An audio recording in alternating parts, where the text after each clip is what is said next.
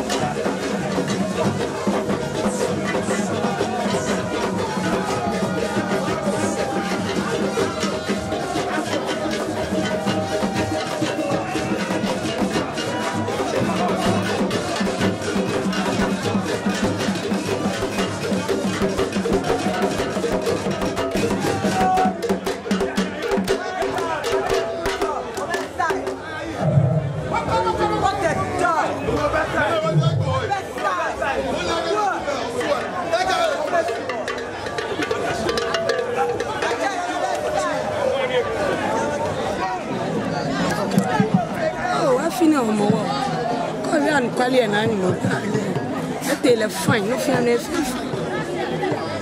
no conoko back, my chair, no come pay on. No fear, ni money sure Jimmy can't go on. They all His Eminence. No fear, no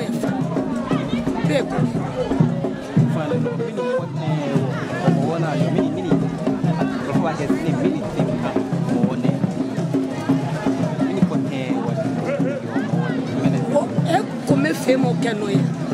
Ah, young mo. Okay, me come yaman say. Na me la je. Bonus. Beba, akasa. Omo wa yeli. Gama kusum. Me ti won wa afi yeli. Ni no fia no ni eto. Akasa. Na fia come. Bonus. Many o man say una me na kwekoda. Nejaga. Kama shena kwekoda. E bamba na me ba kwe. Blofo me ba. E wo mise. Ke kusu. Ke sisa ina me go ina me te. Manchama ni bi. E be swate o mo be fi. What is about o fine wo no mi ni di osu no mi. Aye kinkawe. Kinkawa ma me we chuluwe. Na ye Ashanti. Ama me wo ya luwe. Kono bana ke nke wo kunu padun si na je Ashanti. Le ya luwe ka eku emie. Se mie ni swani. Engajimi. Emisi mi o. Ya ni ehye mie nueni kenshi. Wa ya ni ehye agbene manchima wo kunu pa ni le jo suwe ni le wo.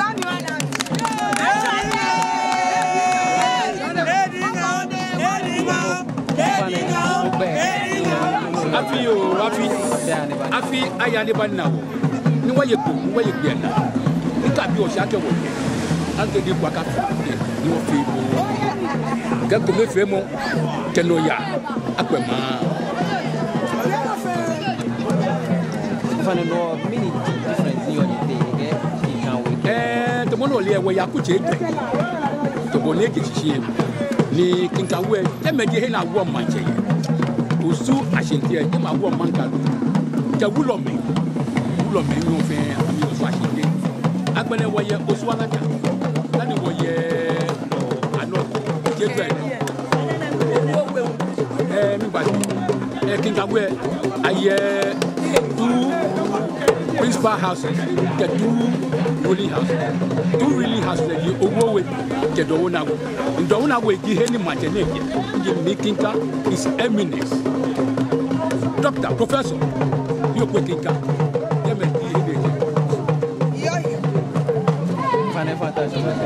Ni ama mensa.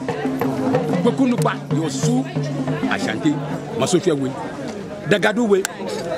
Vanapo go we. We short the 20. So we do look by then. You